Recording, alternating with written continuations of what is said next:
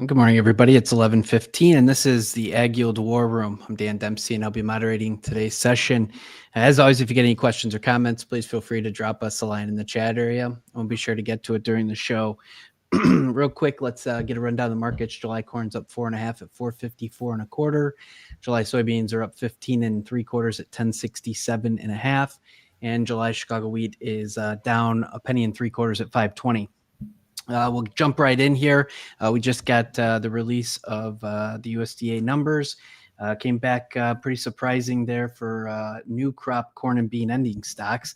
Real quick, I'll do the old crop. 1.415 for corn. Estimates were for a little over 1.44. Soybeans came back 350. That's against 375 in April, and wheat 841.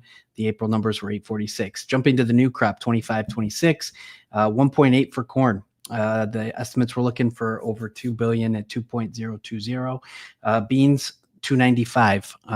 Average estimates were looking for a number closer to 362. And for wheat, disappointing at 923. That's above the estimates for 863. With that, Dustin, why don't we jump right in? Give us just your initial thoughts here, do a little deeper dive on the analysis of how we got to these numbers, and then we'll throw around the room. Yeah, Dan. Yeah, it's nice to see a bullish report. I think the biggest thing was the corn number coming in at 1.8, and we have quite a bit of acres to get to that point. We have a record yield put down as well. So what changed from the Fed Outlook Forum? The WASDE is estimating an additional 275 million bushels of export demand from what they're writing down at the end of Feb. So up to a 2,675 export demand number for corn. And so that's the big miss, I think, from the average estimates, is that the demand increase expectation. So how does the market respond? Obviously, when you see a low print, generally you tend to see a lot of buying. But it's not like we're overly abundant in any category here, whether it's corn or beans. The bean number being sub 300, we're getting down to a pretty low stocks to use ratios within the U.S. We've already been quite low for a world ex China, and it's also coming on the heels of the announcement of U.S. trade negotiations with China going well.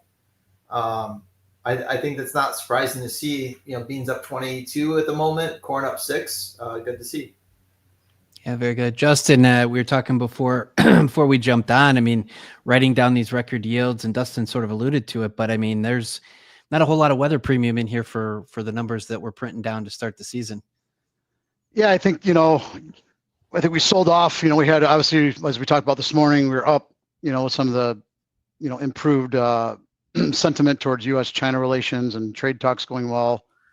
And we sold off going right into the report. I think, to Dustin's point, we're expecting a big bearish print for corn with the big acres, and we knew they'd use a big yield. But yeah, the demand, the demand's the big question there. So I think if you look at this, 1.8 carry out, sub 300 bean carry out, forecasting record yields to get there, you kind of question, especially with some of these trade deals kind of going much more positive than was thought, even last week. So we've, flipped the funds from a really big long to now a short in corn.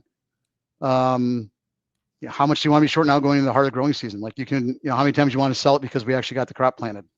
So I think maybe some of that ammunition may be kind of running out on the bear side, if that's, as far as those two things are concerned. The counter argument to that is Dustin's point on it is a very big demand number too. So you do have some, potentially some fluff in the demand numbers for corn and on the supply numbers. So there's definitely some offsetting that can be had either side of that. Obviously if the Mexico or some of these trade deals continue to take a lot of corn, I mean, obviously Mexico's taken a record amount this year. If we see that continue, or we see deals from, all these other countries where we do start getting good exports, then you're going to start getting very nervous about the need to produce a 181 yield here in the U.S. or a 52.5 bean yield. So, yeah, I kind of continue my sentiment that I think we've taken a lot of risk out of these, a risk premium out of these markets, and just getting ready to go into the heart of the growing season with a ton of trade talks. So, I think it could be a tough short, near these lows that we saw last week. Very good. Ben, you're muted. Why don't you give us a few thoughts? Thanks for the heads up. I don't like doing the mime impersonation. I look at it. We talked this morning. I kind of mentioned, felt like we were juggling a lot of different balls this morning, and I feel like this is one now that we've kind of fell our way. You look forward and kind of jumping on Justin's tails there for a minute.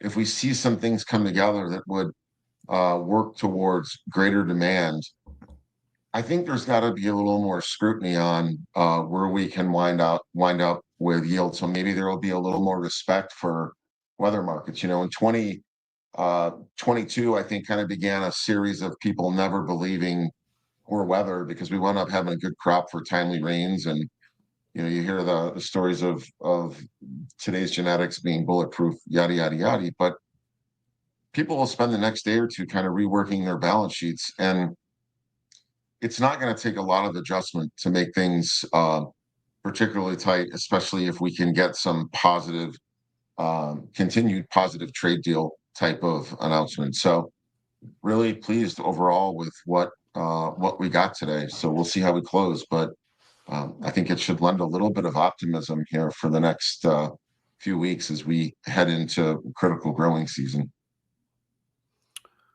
Very good. Anybody with anything else to add here before we wrap? Yeah, wheat. It's good to know wheat still sucks. Wheat sucks. We can't catch a break, so maybe the trade deal with China will be that they buy wheat. Maybe that'll get things going.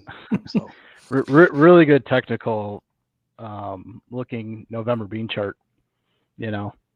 Gapped above the 200-day overnight with the trade talks. So I think a really good close here too.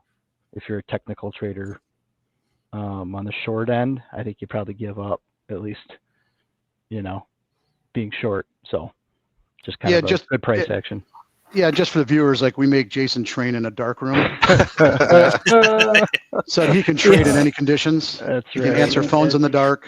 Witness protection program. Jack's He knows too much. Jack's supposed to be fixing it. So Yeah, Jack, if you want to share my screen real quick, I was going to share what Jason was showing.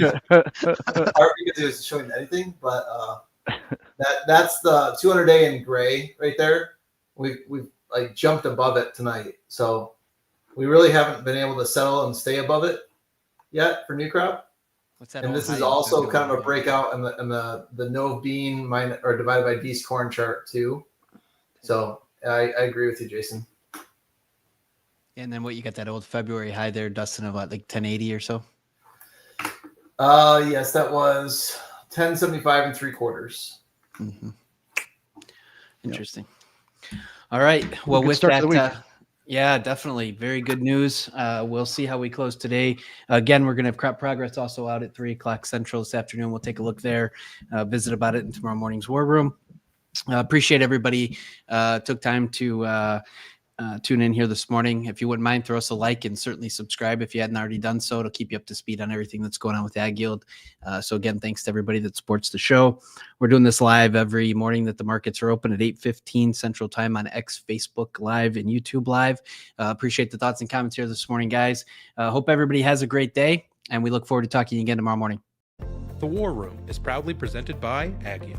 For over 50 years, the AgYield team has provided grain marketing and risk management solutions for growers across the country. Our veteran consultants harness cutting-edge technologies to pinpoint risk, optimize market performance, and protect your farm's profitability.